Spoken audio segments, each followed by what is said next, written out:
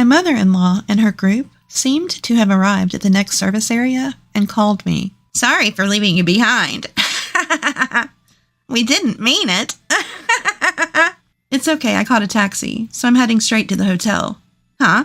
You're coming to the hotel? You should stop that. You could have just slept outside.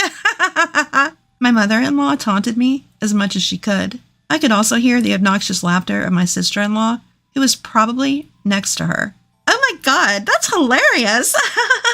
They were most likely making the call with just the two of them. After hanging up on my mother-in-law, I received a call from my husband. My name is Mandy. I'm a 32-year-old housewife. Currently, I live with my husband Aiden and our 8-year-old son Miles. Our relationship as a couple is good, and our son is growing up to be a very good kid. But there's one problem. That's the existence of my mother-in-law.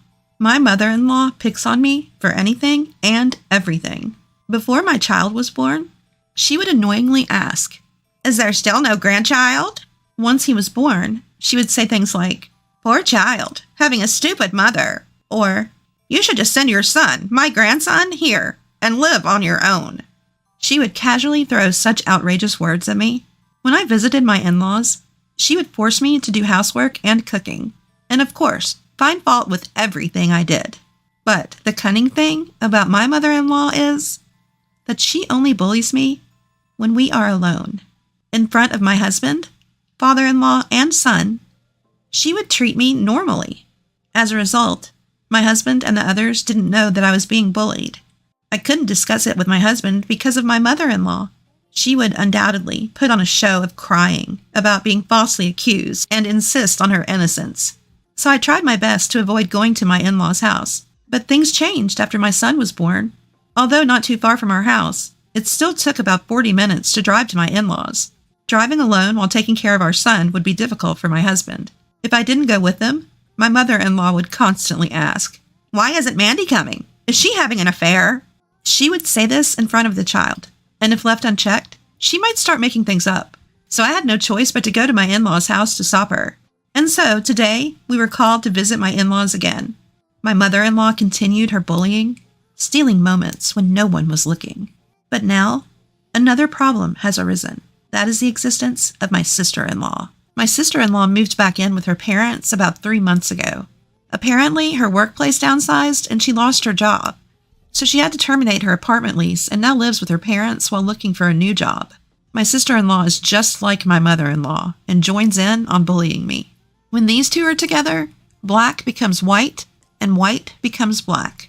In other words, common sense doesn't apply. Amidst all this, my sister-in-law suggested that everyone should go on a trip during the upcoming Golden Week. My mother-in-law is overly enthusiastic and agrees with the idea. I had an intuition that something would definitely happen, so I objected, trying to find a way to avoid the trip. During Golden Week, Aiden will be tired from a business trip. I don't think it's a good idea, but my sister-in-law and the others wouldn't budge. "Well, then let's just go somewhere nearby. We have lots of brochures." "Exactly, if we're tired. We can just soak in a hot spring." "But isn't driving the car tiring?" "It's fine. Mom and I will take care of the driving." "Well, but..." "Miles, you want to go to an amusement park, don't you?" "Amusement park? I want to go." "See, Miles wants to go on the trip." "Is that so?" My husband and father-in-law didn't object, so I had no choice but to give in. Later, while I was washing dishes in the kitchen, my mother-in-law and sister-in-law approached me. "Mandy, what was that all about earlier?" "You're really terrible. Always trying to dampen the mood of a family trip." I couldn't help but blurt out my true feelings. "Well, I can't trust you two, who are always picking on me, to suddenly suggest going on a family trip without any ulterior motives." Mother-in-law and sister-in-law snickered at me. "Oh my, what a horrible accusation. Mandy, aren't you just overly paranoid?" "No, just annoyed," I said. "In that case, I'll decline and go back to my parents' home." But they wouldn't let me off the hook. "What, are you planning to leave my young nephew's care to us? That's unbelievable. You're a failure as a mother." "Do you know what will happen if you do that? Have you forgotten that I have the power to make sure your brother never gets promoted?" This is why I can't confront my sister-in-law and mother-in-law head-on. Apparently, my sister-in-law is dating an executive at my brother's company. That's why she threatens to report me to her boyfriend, who is my brother's boss, and to make sure my brother never gets promoted if I upset her. I don't want my brother's life to be ruined because of me. Fine, I'll go on the trip. They both grinned as I gave in. How rotten can their personalities be? And finally, the day of the trip arrived. The plan was to visit an amusement park along the way and end at a luxurious hot spring inn. Well, I suppose the amusement park was just bait to lure my son in. The drive started with my father-in-law at the wheel. I wanted to point out that my sister-in-law was supposed to drive, but I let it go. In front of my father-in-law, my mother-in-law, and sister-in-law don't bully me. So for now, it was peaceful. However, trouble soon arose. It happened about 1 hour into the drive. My sister-in-law and mother-in-law said that they were thirsty, so we stopped at a deserted parking area to buy drinks. Everyone got out of the car to use the restroom as well. I can't carry everyone's drinks by myself, so help me out. Reluctantly, I followed her to the vending machine. So I'll read out the drinks I noted earlier, and you just keep buying them. As she gave me instructions while looking at her phone, I pressed the buttons as she said. All right, carry all those drinks back, okay? She said and hurried back to the car. I was taken aback, and my reaction was a bit delayed. I rushed to pick up the many drinks, but there were just too many. I walked slowly towards the parking lot, trying not to drop them. Suddenly, the car started moving without me getting in. My mother-in-law was in the driver's seat. I'd been had. By the time I realized it, it was too late. I was left behind in the dim, deserted parking area. Later, I heard that my mother-in-law and sister-in-law had put on a fake show. The women's restroom was somehow out of order. My stomach hurts, too. That's terrible. Let's head to the next service area right away. Even though my husband noticed I wasn't in the car and warned my father-in-law, Mandy can just call a taxi. We have an emergency here. He didn't listen. Later, they arrived at the next service area and called me. Sorry for leaving you behind. We didn't mean any harm. It's fine. I caught a taxi, so I'll head straight to the hotel. What? You're coming to the hotel? Stop it. You should just sleep outdoors. My mother-in-law continued to provoke me. I could hear my sister-in-law's filthy laughter. Oh my gosh, that's hilarious. They were probably both on the phone together at that moment. After hanging up with my mother-in-law, my husband called me. He was with our son and father-in-law, buying soft-serve ice cream. After checking my situation, my husband made a surprising statement. We're going to the amusement park, so when you get to the hotel first, change their room to just one for Dad. What? Actually, Miles told me a while ago that you were being bullied by Grandma and Aunt. I reported it to Dad, and we decided to punish them if they did anything again. So that's what happened. I'm really sorry for not noticing sooner. No, it's okay. After hanging up the phone, I arrived at the inn, first as my husband instructed, and asked the inn to make my father-in-law's room a single room, since the two of them couldn't come.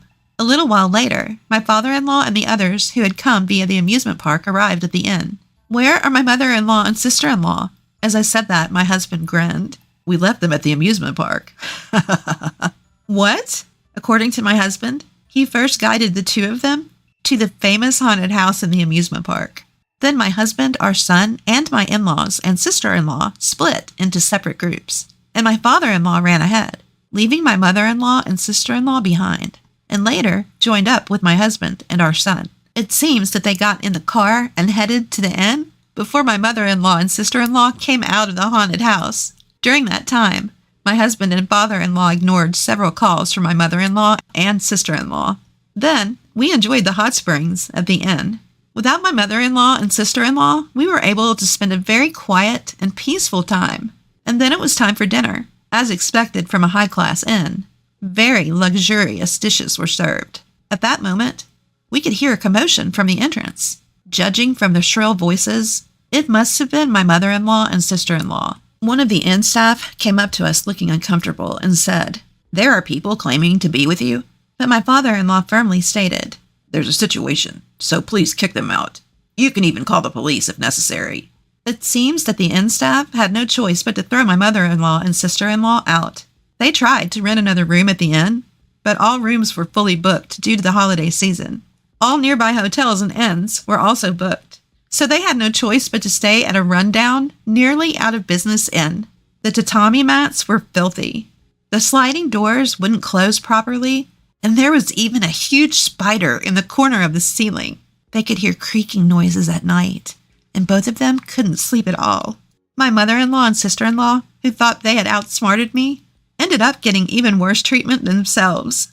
It really serves them right. We were able to enjoy the delicious dishes in a peaceful atmosphere without any intrusions from the family. After returning from the trip, my father-in-law presented my mother-in-law with divorce papers and kicked my sister-in-law out of the house. Enraged, my mother-in-law and sister-in-law came to our house during the day when my husband was not there. I didn't want to let them into the house, so I opened the door with the chain still on. With a demonic expression, my sister-in-law threatened me, saying, "Give us this house. If you don't, I'll ruin your brother's life." But their threats no longer worked on me, because I now knew the whole truth. "So I heard that Mr. Smith, my brother's boss, isn't actually dating you, is he?" "What?" "My brother asked him directly at a company drinking party. Apparently, they just went out for dinner a few times, but they're not in that kind of relationship. Moreover, they never even met alone. There were always other people with them." Well, and you said you were let go due to downsizing in your department, but in reality, you were fired for making a costly mistake at work. How did you find that out?" "My brother heard it from his boss, who you've been claiming is your boyfriend. So that's what happened." "No, it's just that..." "Anyway, my husband has decided to cut ties with you two, so please don't ever come here again. He said I can call the police if you keep hanging around. So I'll report you right away if you don't leave." When I mentioned the police, my mother-in-law and sister-in-law quickly left the scene. I don't know what happened to them afterward, but it's unlikely that the two jobless women can lead a decent life, so they're probably forced to live in poverty. Well, it's none of my business anymore, so I don't really care. On the other hand, we can now visit my husband's parents' house with a peaceful mind since my mother-in-law and sister-in-law are gone. My father-in-law seems happy to see his grandchild and enjoys playing with him. Since my father-in-law is getting older, my husband and I have been discussing whether we should move in together or move closer to them. Either way, I want to live a happy life with my family, filled with love, support, and understanding. Thank you for watching until the end. If you liked it, please subscribe to the channel. See you in the next video.